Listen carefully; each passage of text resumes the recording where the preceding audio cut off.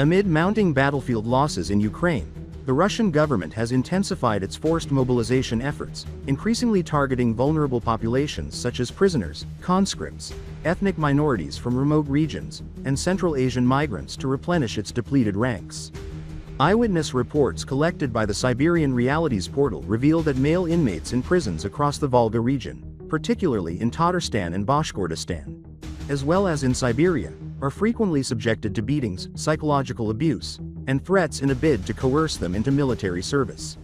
According to Olga Romanova, head of the Russia Behind Bars Foundation, many of these prisoners are funneled into the infamous Storm Z assault units, which are often deployed on near-suicidal missions at the front. She notes that the once crowded prison system is steadily emptying. In many cases, suspects are no longer brought to trial or incarcerated.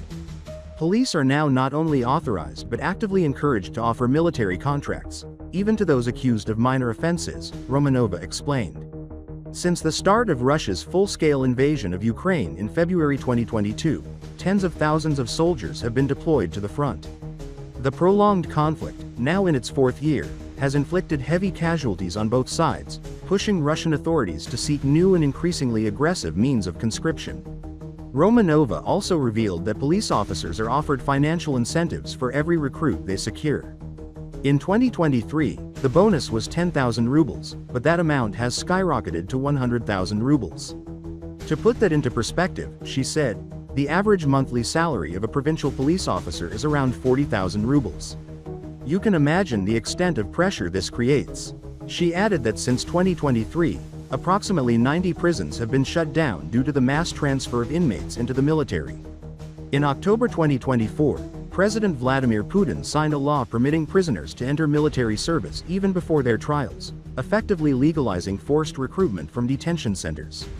A woman identified as Svetlana told Siberian Realities that her boyfriend, currently imprisoned in the Volga region, was among those brutally assaulted during a recruitment raid. Over 100 riot police were brought in and beat all the inmates indiscriminately until they signed. My boyfriend witnessed prisoners being dragged away with broken ribs and limbs. Some were sent to the front still injured. Those who refused were transferred elsewhere and threatened with further violence. Those who resist are punished harshly. Their phones are seized, and all visits are suspended. Natalia, whose son was imprisoned for a drug offense in Siberia's Kemerovo region, shared that he eventually succumbed to the pressure after years of resistance. He told me, they twisted my arms until they broke. After that, he disappeared. He only had 2 years left on his sentence, and now he's gone. In 2022-2023, Russia's Federal Penitentiary Service reported a record 58,000 missing prisoners. While many were previously recruited by the Wagner Group, they are now being absorbed into clandestine battalions operated directly under the Russian Defense Ministry.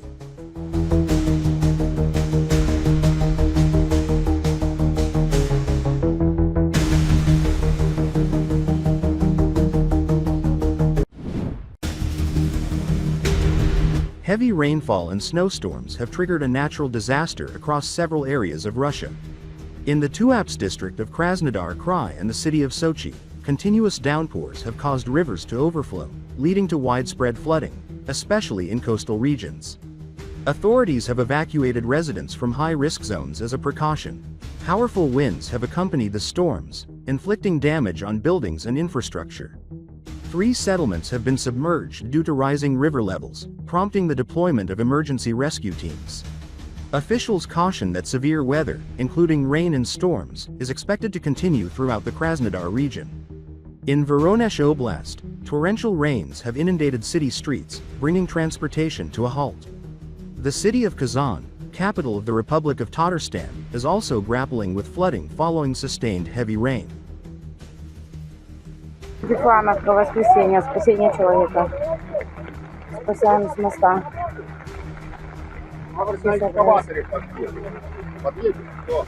Да нет, он уже вытащит так его. 3 спасли, теперь еще последнего. Теперь мост дождь не прекращается. Жопа. У нас, смотри, наливается в окна.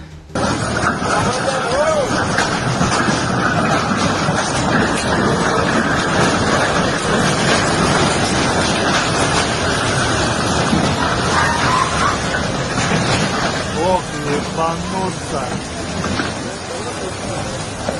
Отойди, отойди!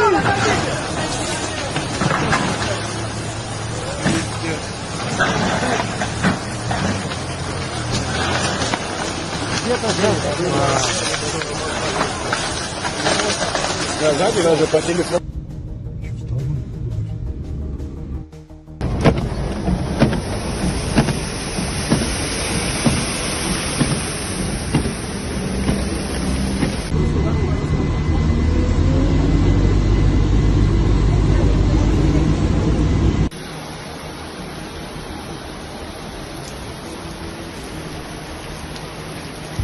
Это чувак по дороге идет. Охренеть.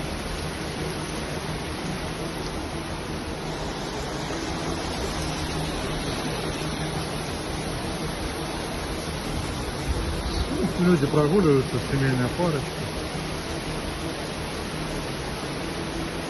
Две лодки смыло.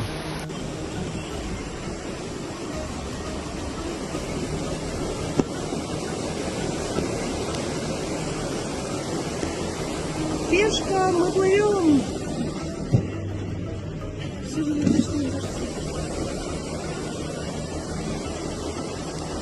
А дождик всего 20 минут. Где наш губернатор или моя?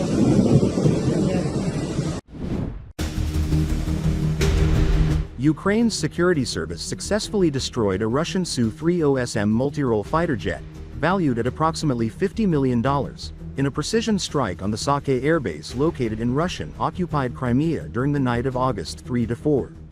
In addition to the destroyed jet, 4 other aircraft, another Su-30SM and 3 Su-24 bombers, were reportedly damaged in the attack. The Sake airfield serves as a critical hub for Russian military operations in the Black Sea region. The Su-30SM aircraft, depending on configuration, is estimated to cost between $35 million and $50 million.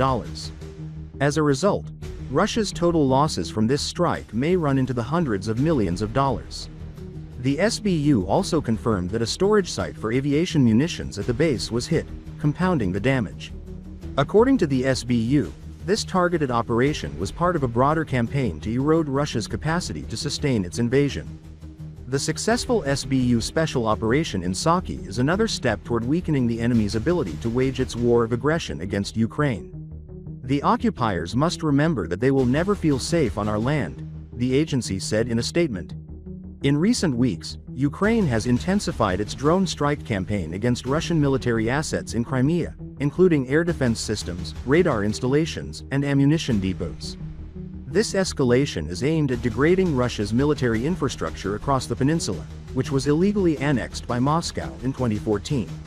Notably, on June 1, Ukrainian intelligence launched a large-scale operation codenamed Spiderweb, targeting more than 40 aircraft stationed at Russian airfields deep within enemy territory. The strike on Sake marks another significant milestone in Kyiv's expanding campaign to undermine Russia's aerial capabilities and logistical strength.